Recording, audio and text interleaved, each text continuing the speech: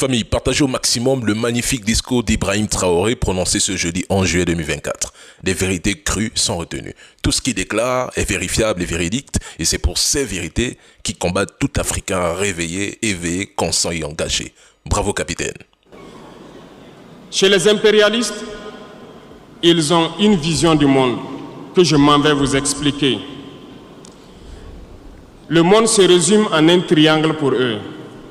Vous verrez le triangle dans la plupart de leurs insignes.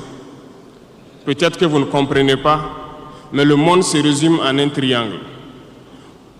Pour eux, au sommet du triangle se trouve l'empire du bien. Et l'empire du bien, c'est eux. C'est la prospérité, c'est tout ce qui est positif. C'est eux qui ont droit à tout ce qui est bonheur sur ce monde. C'est eux qui ont droit à toutes les richesses. C'est à eux d'imposer leur manière de voir le monde. C'est à eux d'imposer leur vision, leur mode de vie.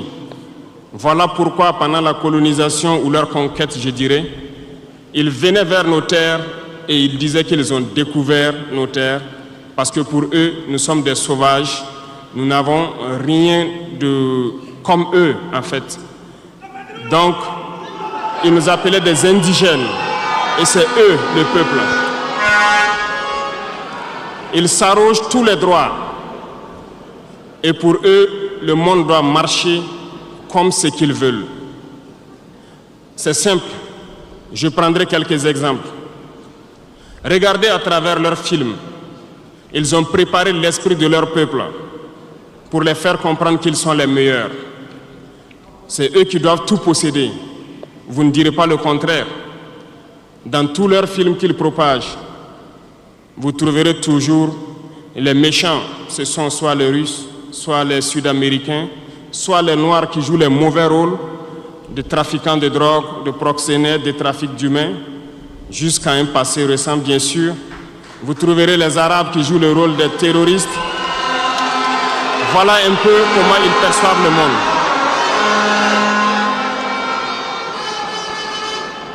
Quand je prends sur le volet économique, qui parmi nous n'a pas traité les produits chinois de produits Shintok, comme on aimait l'appeler, de mauvais produits? Mais aujourd'hui, j'ai pu vous dire qu'on a tout tort. Parce que la Chine est à un niveau de technologie assez avancé. Et c'est en Chine que la plupart de ces pays viennent s'approvisionner, mettre leur marque dessus et nous revendent comme étant leur propriété. Regardez autour de vous. Nos entrepreneurs qui sont dans le BTP ne diront pas le contraire. Tous leurs engins aujourd'hui sont chinois.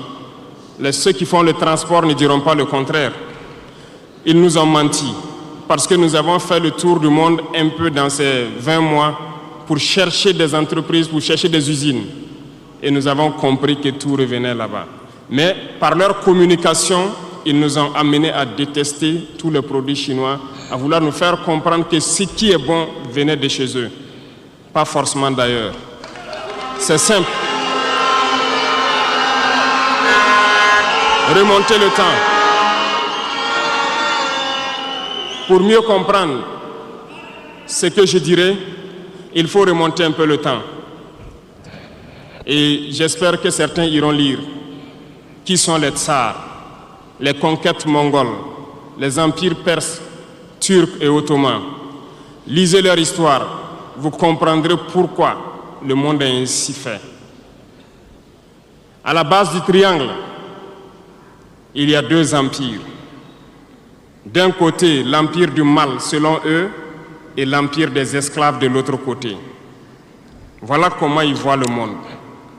Qui est-ce qu'ils appellent l'empire du mal?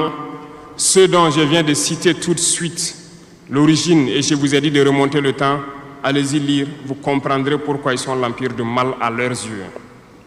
Ils combattent l'empire du mal. Pour eux, l'empire du mal doit disparaître. Pour eux, l'empire du mal incarne le diable. Ils communiquent et ils le font comprendre à leur peuple ainsi. Voilà pourquoi après la Seconde Guerre mondiale, dans les années 80, je prendrai le cas de la Russie où tous les stratagèmes ont été mis en œuvre pour l'effondrer. avec le président Gorbatchev. Aux États-Unis, c'est le président Ronald Reagan qui était à la manœuvre. 3 stratagèmes principaux ont retenu notre attention. Ils sont allés donc au niveau de l'Arabie Saoudite les demander de baisser le prix du pétrole de 35 $ à 7 $ pour faire écrouler l'économie russe. Parallèlement à cela, le deuxième stratagème, n'oubliez pas quelque chose, ces mêmes personnes qui viennent de quitter l'Afghanistan, soit disant qu'ils combattaient les talibans ont été reçus par le président Ronald Reagan à la Maison-Blanche. Ils ont été armés par la CIA. Les fameux missiles Stinger, Sol-Air, ont été livrés aux talibans pour combattre les Russes. Et plus tard, ils viennent supposer les combattre. Allez-y comprendre.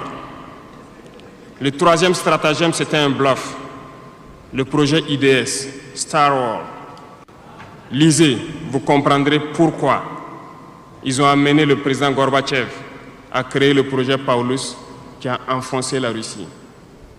Une fois que la Russie s'est effondrée, ceux qui se prétendent être de l'Empire du bien ont commencé à juguler, jusqu'à ce que vienne cette équipe avec Vladimir Poutine pour essayer de remonter la Russie en surface.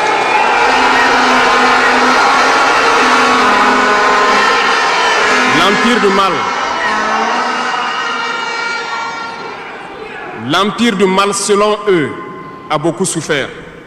Regardez l'Iran aujourd'hui, toutes les sanctions possibles. Regardez comment ils qualifient certains peuples.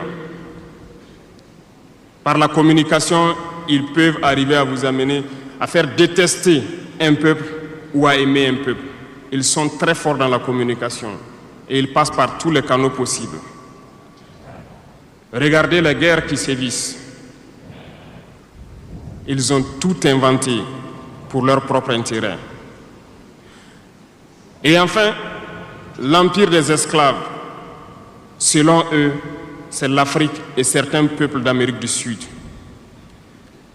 Dans leur tête, comme je le disais dernièrement, l'Afrique les appartient, nos terres les appartiennent, les richesses de l'Afrique sont pour eux.